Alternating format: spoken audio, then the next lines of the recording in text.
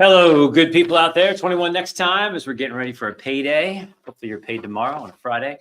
It is Thursday night. We are dangerously close to that money hitting your bank account. What will you do with it? Only I can report on that. Instead, we got some interesting stories to tell you about. Two big crashes, one on purpose, one not so much, but it's a spot that's been hit before. Let's get to it. We're starting with a York Township Weis.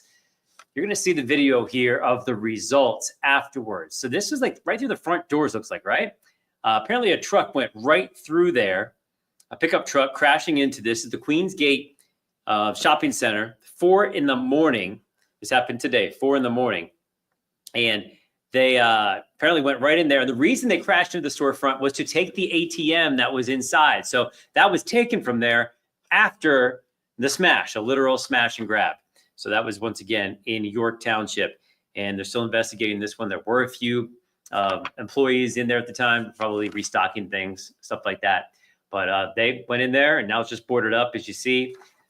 They were open today for business, as you see some folks walking out with their groceries and their bags, but pretty brazen. And it reminds us of something that happened at the Hershey Fresh Market over the weekend, where another ATM had its money stolen out of it. For that, they used some heavy duty equipment. Sparks were flying. It was wild, but ATMs, there's money in there. And so people were trying to go for it. Let's get to the next story. Authorities searching for the man involved in the case where it was caught on camera. That was this morning as well.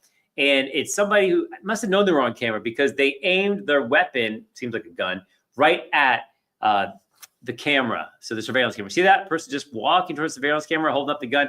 Can't tell if it's real or not, but hey, it looks real here, and the police are taking this very seriously. This was in York County as well. Northern York Regional Police taking care of this one. The 3 people you see spotted there. This was right in front of the McKenzie Management offices. So it's an apartment managing company. 2 a.m. The group seen also in a different part of the video we're not showing you right now, apparently smoking marijuana from a bong as well. So looking for them, you can sort of see that person clearly if you zoomed in a little bit. A very distinctive sweatshirt there, but must have known they were on camera because they aimed right there without shooting. So those are your first 2 stories. How about this? We're getting a reaction after the other crash I mentioned. The historic bridges of these covered bridges in Lancaster County, right?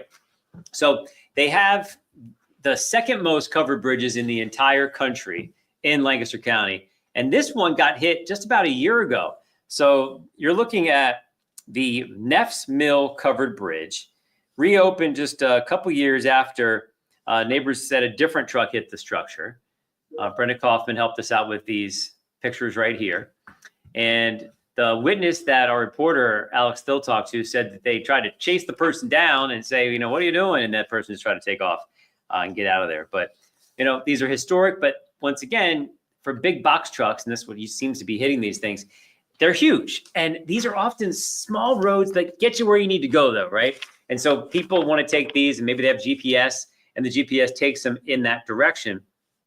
And so a lot of people say GPS doesn't recognize covered bridges sometimes. So that's part of the problem. They may not know another way, and so they go the way GPS is telling them, and they try to make it through even though it looks like a close fit. Maybe some of them make it, but obviously some don't. And when they're ruined, they're historic, they're hard to fix, and it's unfortunate because they're beautiful. As you see, 1875 is when that one was first constructed, and now the original pieces, some of them are going to be gone as they chuck them away there. But you see how narrow that is? It has the markings as to how high you have to be to get under it. There you go, 10.6 on that one. Maybe you think you're cutting it close. No box trucks, pretty clear. That's what's going on. But that one didn't work out so well, and they're still investigating who did it, trying to find that person. All right, that brings us to this one right here. We've been talking about firefighters a lot lately on the great things that they do and they have to do. How about this one? Center County, the firefighters spent 6 hours trying to get a dog out of a drain. And there it is, successful. Wow, Harris Township, Center County. That dog is super happy to be out of there. 6 hours. So trapped in a storm drain. We don't have the details on that. We do know the dog's name was Blizzard. And then they did talk to people from Bollesburg Fire Company who stayed on top of this thing for a while to eventually get that dog out. They had to pump some, they had a vacuum truck, like getting the stuff out. Look at that. They're actually cutting the road right there to make the the hole wider so they could dig in there. So tough stuff to make it work. And what a great relief. Look at that. They how much they had to dig around to get into that pipe and then find another outlet, because obviously it couldn't get back out the way it went in there. Blizzard is safe tonight. We like to hear that. And we love our great firefighters and first responders who do great stuff like that all the time. Okay, so will they be dealing with rain if they're doing their first responding? It doesn't matter. They have to get out no matter what. Chief Meteorologist Tom Russell getting us ready for the weekend view of things. Yes. Yeah, we went through that nasty weather yesterday. It was so nice to dry out today and have a dry day. We're going to have another dry day tomorrow, Joel D. But notice I said day, because by the time we get to dinner time, there comes some more showers and storms. So after 5, 6 o'clock tomorrow, we're going to be dealing with evening storms to start our weekend. That's your Friday. And then what happens is this area of low pressure kind of rides up towards New England. That's going to leave us with a chance of some showers through the day Saturday. Saturday, not a washout, but some scattered showers. The winds will pick up. We'll be right around 70. So not the greatest day. Better for Sunday as we clear things out. Still a bit windy, but we're drying out 72. And then look at next week. The 80s are back. Bring out your parachute pants, Joel D. 80s are back. Some sunshine. Leg warmers. Yes, I didn't know you wore leg warmers, but okay. But did you ever have a lucky rabbit's foot? No, I never really carried around a rabbit. They were fake, I'm pretty sure. I hope. Right, I think so. They became popular for a little while, like when you would go to the arcades and get those little trinkets after you won a few games. Lucky rabbit's foot. Very nice. As you were losing at what's that game with the waka waka waka? What's it called? Pac-Man. Skee ball was a big deal, and then you could win some tickets with that.